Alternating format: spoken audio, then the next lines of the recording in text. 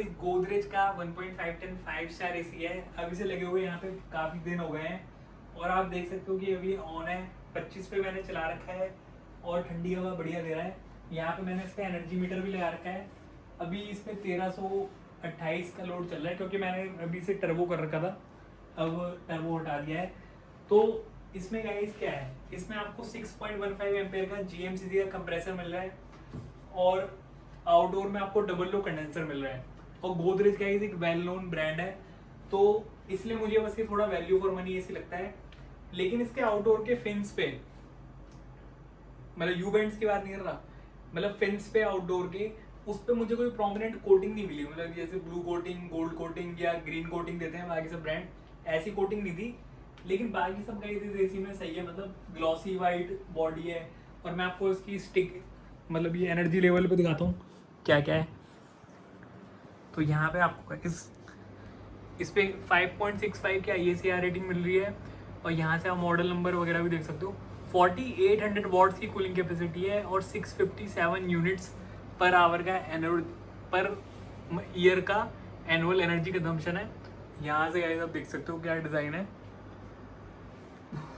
ज़्यादा लंबा नहीं है, मतलब ये सैमसंग ज़्यादा लंबा है 4 स्टार, लेकिन कूलिंग सही है, कूलिंग में कोई दिक्कत नहीं है। यहाँ पे आप देख सकते हो इसके अब लो वोल्टेज कम जा रहे हैं, अब धीरे धीरे कम होंगे क्योंकि अब टर्बो मोड मैंने इसमें से हटा दिया है। और बाकी इसमें गाइस आपको यहाँ पे 5-in-1 कन्वर्टेबल भी मिलता है। अब जैसे C5 हो गया, C4, C3, C2 और C1, ऐसे 5 कन्वर्टेबल मोड हैं। आप इसे मतलब 50% से लेकर मेरे हिसाब से और अलग अलग कैपेसिटीज़ पे चला सकते हो। अब जैसे इसे हमने C1 पे कर दिया है तो इसके वॉटेज एकदम जल्दी, बहुत जल्दी ड्रॉप होना शुरू हो गए हैं क्योंकि C1 पे मेरे हिसाब से ये लोएस्ट कैपेसिटी पे अपनी चल रहा है। और जैसे मैंने C1 पे करा था अभी, तो मैंने देखा कि ये आ गया अभी 415 वॉट्स पे। तो अगर आपको मतलब अपना एनर्जी कंजम्पशन इसका बिल्कुल एकदम कम रखना है तो आप इसे C1 पे चला सकते हो। ये अच्छा लगा मेरे को कि एकदम C1 पे करती एकदम गिर गया इसका एनर्जी कंजम्पशन, 411 वोल्ट पे आ गया। हो सकता है और गिर जाए, 410 तक तो मैंने इसे देखा है। तो यहाँ से गाइस आप देख सकते हो। बाकी मैंने देखा कि सेल में इसका प्राइस जो है काफ़ी सही चल रहा था। सेल में इसका प्राइस 32,000 तक भी चला गया था, मतलब लोएस्ट।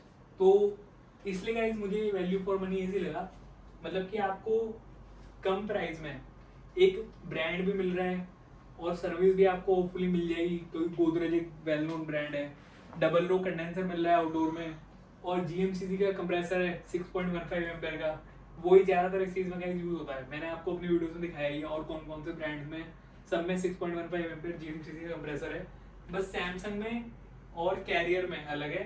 कैरियर गाइस कल मैं इंस्टॉल करा रहा हूँ तो उसमें भी आपको दिख जाएगा। बाकी इसका रिमोट देख लो एक बार, इससे हम डिस्प्ले ऑफ भी कर सकते हैं।